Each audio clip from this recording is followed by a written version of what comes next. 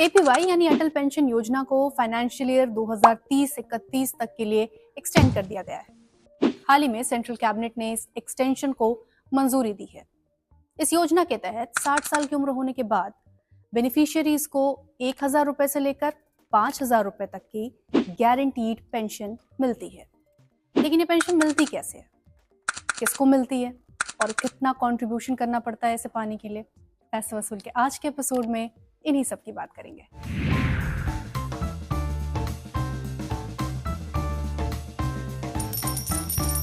आज के समय में जब महंगाई इतनी ज्यादा बढ़ रही है तो रिटायरमेंट के बाद इनकम का एक फिक्स सोर्स होना बहुत जरूरी हो जाता है।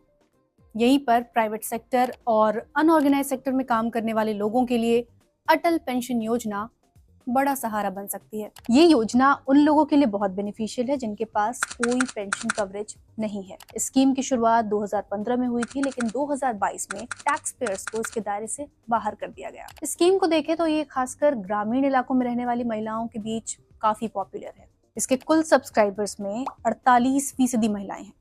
अब तक योजना से जुड़े लोगों की बात करें तो इनकी संख्या 8,67,00,000 से ज्यादा है। दरअसल भारत का कोई भी नागरिक एपीवाई में शामिल हो सकता है, बशर्ते कि उसकी उम्र 18 वर्ष से 40 वर्ष के बीच में हो। आवेदक का किसी बैंक या पोस्ट ऑफिस में सेविंग्स अकाउंट होना चाहिए। बगैर सेविंग्स अकाउंट के एपीआई खाता नहीं खोला जा सकता। एप्लीकेंट एपीवाई योजना के तहत नामांकन के दौरान बैंक को अपना मोबाइल नंबर दे सकते हैं ताकि उन्हें अपने एपीवाई खाते और योजना से संबंधित अपडेट समय समय पर मिलते रहें।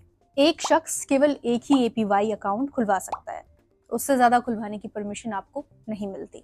तो अब जान लेते हैं कि पेंशन का ये फॉर्मूला काम कैसे करता है। तो जैसा कि मैंने बताया कि स्कीम में 18 से 40 साल के लोग सब्सक्राइब कर सकते हैं, और क्योंकि इस स्कीम में एज एक अहम फैक्टर है तो आप जितनी जल्दी इसके लिए इनरोल करते हैं आपको उतना ही कम कंट्रीब्यूशन देना पड़ता है।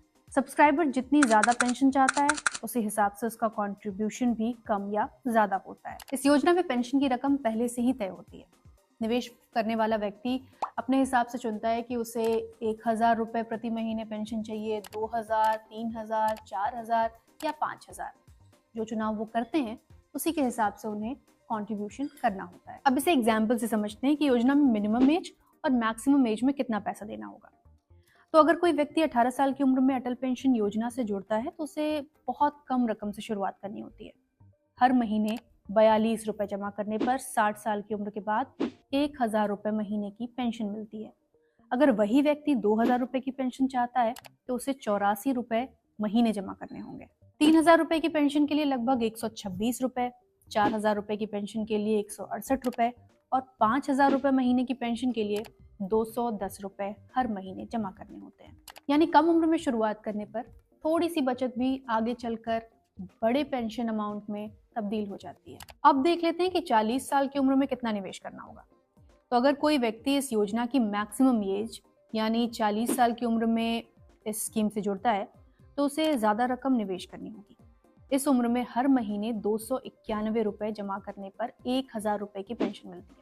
2,000 रुपए की पेंशन के लिए 582 रुपए, 3,000 रुपए के लिए 873 रुपए, 4,000 रुपए के लिए लगभग 1,164 रुपए और 5,000 रुपए महीने की पेंशन पाने के लिए 1,454 रुपए हर महीने जमा करने होते हैं। हाँ, एक और बात, इस स्कीम में आप निवेश मंथली की बजाय क्वार्टरली और ईयरली भी कर सकते हैं। एक और अहम बात कि इसे 5 साल तक एक्सटेंड करने के पीछे एक और जो महत्वपूर्ण कारण ये है कि सरकार भी इसमें कंट्रीब्यूट करती है। अब ये स्कीम टैक्स पेयर्स के लिए नहीं है, यानी अगर आप टैक्स चुकाते हैं तो आप इस स्कीम का लाभ नहीं उठा सकते। मैंने पहले ही बता दिया कि 2022 में टैक्स पेयर्स को इसके दायरे से बाहर कर दिया गया था। उम्मीद है एपीवाई से जुड़े सभी सवालों के जवाब आपको मिल गए होंगे। अगर उसके बावजूद भी कोई कंफ्यूजन है तो आप कमेंट बॉक्स में पूछ सकते हैं। पैसा वसूल के आज के एपिसोड में इतना ही।